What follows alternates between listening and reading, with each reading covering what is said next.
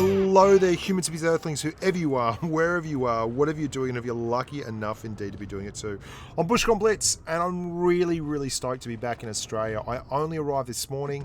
We got a 5-hour flight to LAX, then an hour and a half waiting for a transfer, and then 15 and a bit hours all the way through to Sydney. Landed at about 7 in the morning, and I'm now doing my first tanking video at about 4 o'clock in the afternoon after playing a bunch of Blitz and then a little bit of PUBG with my mates from the Patreon Telegram channel. JC Ware, you know, Johnny Soulslayer, GT Hawks, Cerberuni. It was all happening. Positive ways. Lots and lots of fun. I'm also really happy to finally be doing a review of a Chinese tank that I genuinely love and adore. I could take this tank out for a fine seafood dinner and call it in the morning 9 times out of 10. This is a cracking tank. This is the WZ-110. I've heard a lot of negatives about this tank, and I absolutely understand why. And I'll break it down as to what is going on with this tank, why you're getting some people who really don't like it. And I'll also tell you what it does really well. And there's a lot of things it does really well. And the things that it doesn't do so well and that you can possibly take advantage from of when you're facing up to this little bit of steel, this Chinese nugget of iron and fury, the fiery dragon that is a WZ-110. It's a funky looking tank right from the start. Let's get that out of the way. It looks like a squashed up IS-2 crossed with an IS-3. It's actually kind of odd. It's much narrower in the hips than the WZ-111-4 or your Glacial, or your, you know, it's very much like a squashed up IS-3. But make no mistakes, it's got a hell of a good armour profile. There's parts in the front that are in excess of 500 millimeters, although obviously not all those parts.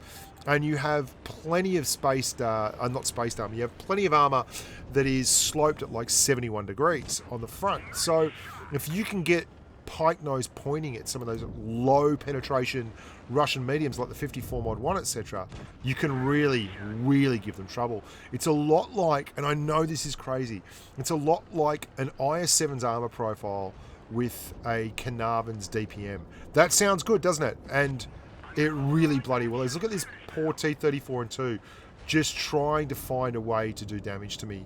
And like, he's got nothing. And not only that, he doesn't have nearly as much power as I do in terms of gun.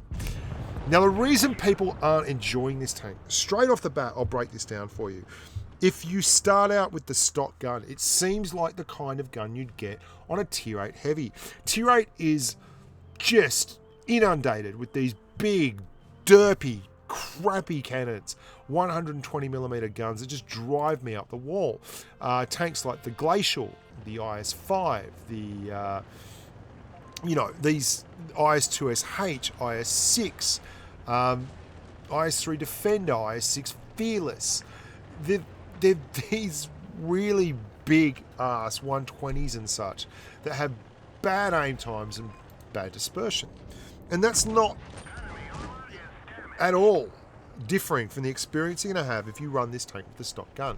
If you try and make it work with the 122mm, you're doing yourself a massive disservice. It does nearly 5 rounds a minute when fully buffed at 400 alpha, which will give you not a lot of DPM. It also has 0.435 dispersion, fully buffed out, and 5.3 seconds worth of aim time. That's bad. That's really bad. All those numbers are really bad. They are not the kind of numbers you want on any tank at this tier, but they are the kind of numbers you get on a lot of your big buff Tier 8 heavies. This is a buff Tier 8 heavy. This is a big Tier 8 heavy, he says as he goes into his reverse side scrape. It doesn't have the spaced armor of an IS-3 or a Defender or anything like that. But it has really strong armor all over, particularly the front. That frontal armor, the pike, like an IS-7, needs to be pointed straight at the bad guys. You have weak points on top of your turret and your hull, but for the most part, it's an outstanding tank for doing the business. Now, where this tank really begins to enjoy superstar status is when you get the 62 100-T gun ground out. That's a 100mm gun. It has a whopping 2,530 damage per minute. If that number doesn't sound whopping enough for you, bear in mind that the Carnarvon, which I adore, has 2,554 damage per minute. Now, your penetration isn't quite up to the Carnarvon, but here's what you really do have going for you. You only have to fire 8.16 times a minute on a target to get that number up. Why is that so good? It means you get to play like a little peek-a-boom tank. You're firing 310 average alpha shots with your 100mm, as opposed to, say, that T-54 lightweight, who's firing 280 alpha shots with his 100mm. You have just as much DPM as most of the mediums in your tier. In fact, you have more than quite a few of the mediums in your tier.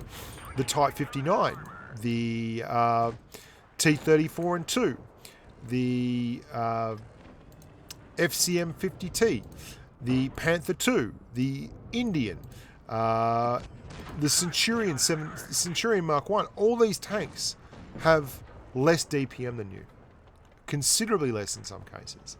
So you've got this big ass chunk of armor, you got this cranky big gun, and it does lots and lots of damage. And it's fairly accurate for a heavy gun. 0.344 dispersion.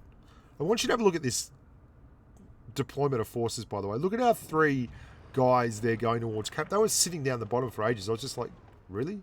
Is this happening? But it did. And 3.9 seconds of aim time. So you can get in situations like this, and you can really bully. You can really bully. 250mm of pen is enough for you to survive at tier 9, but it's not fantastic. It's still enough. You only have 6 degrees of gun depression, which is cool, like, fair enough. But you look at all these shots I'm bouncing. I mean, it's a proper little Viper. It really is. The weak points for this thing, its traverse speed, 31.59 degrees, fully kitted out, is not amazing, okay? It just isn't. And it's something you can take advantage of.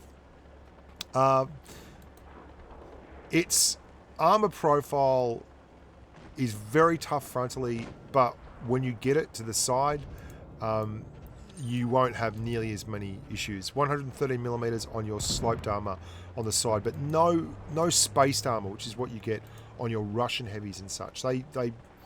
They sacrificed that for some reason. I don't know. I would have loved to have some spaced armor, but like, I also think having this tank with a nice gun and all that DPM is borderline OP. And because of that, I mean, look at it go.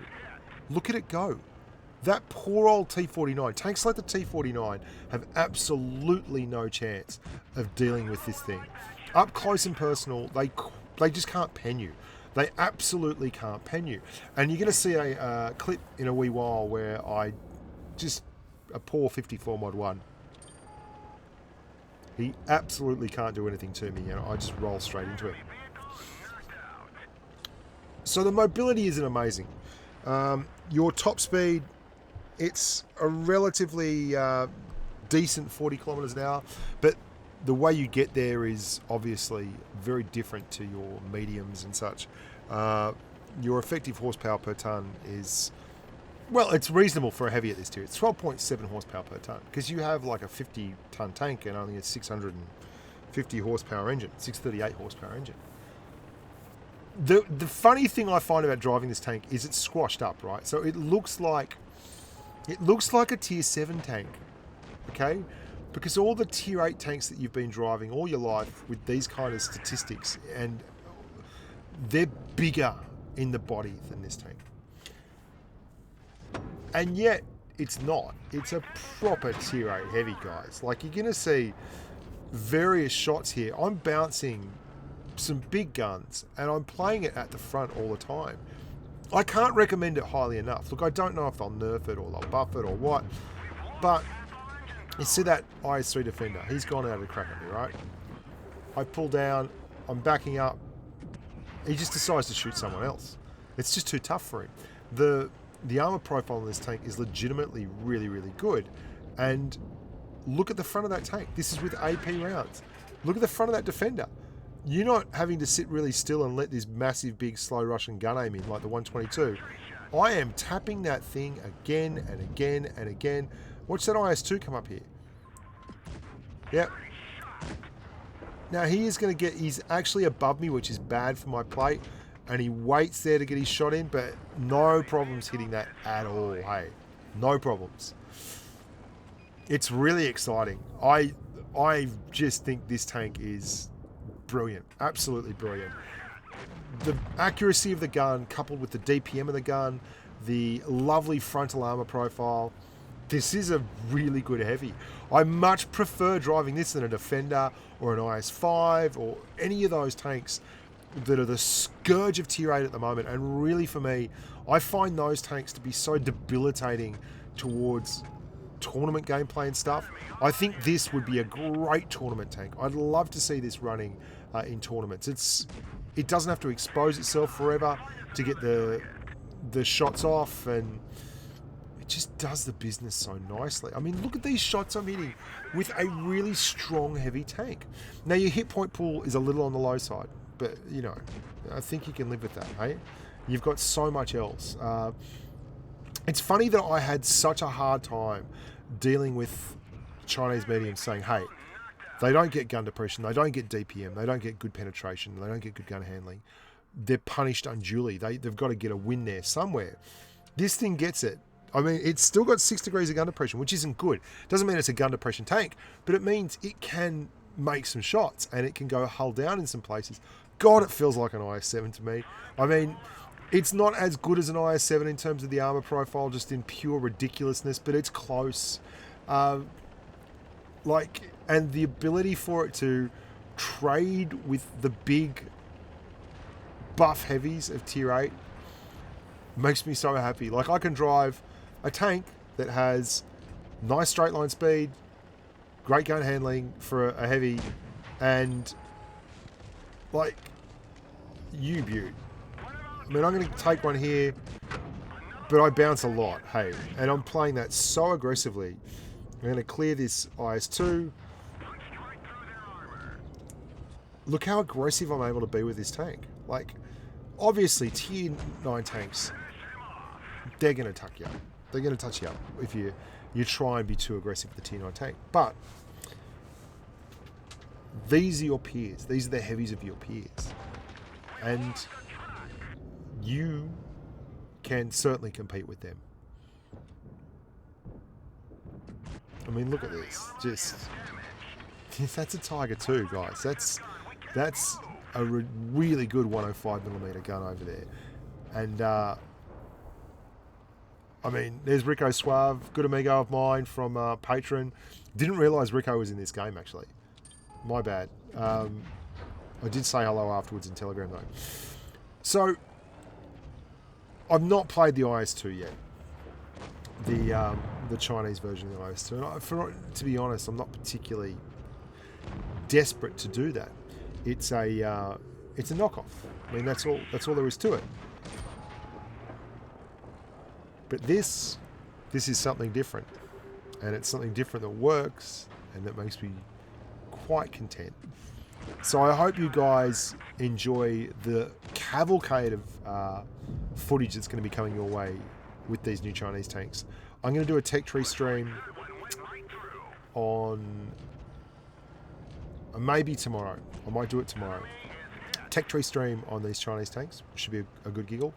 And I'm also going to be doing some PUBG streams as well, and I'm going to be doing a lot of video work on like the 113 and all the WZs, and this is your one-stop shop, boys and girls. There's going to be stuff here for you. Make sure you stick around and watch this little bit here too, because this little snippet will highlight, it's just so nice. That's a 54 mod 1. I'm going to 54 mod 1 this 54 mod 1. Look at him. Just bouncing McBouncerson. How do you like them apples? I get tired of this. I'm just going to drive at you. Just going to drive at you, mate. Another track taken out. I mean, he doesn't have a whole lot of pen. And, I mean, I'm not really aiming, but that's all he's got. Like, I've got better DPN than him. I've got better armor than him. I've got better pen, better gun. Like, this is a nightmare for a Mod 1, hey? This is an absolute freaking nightmare. This is the last thing he wants to be... And look how... It's no bigger than that Mod 1. I didn't take a single hit point worth of damage there. Not one. This is the one for me, baby. Look after yourselves, guys. Great to be back in Australia. Hope you enjoyed that video. And until next time... Why don't you stay safe on that battlefield? Be nice to your mum. Look after your dog. Oh, I'm back in the house. Man who's loving life. Can't get enough of me. Yeah, I'm going to be around. Make sure you are too. Bye for now.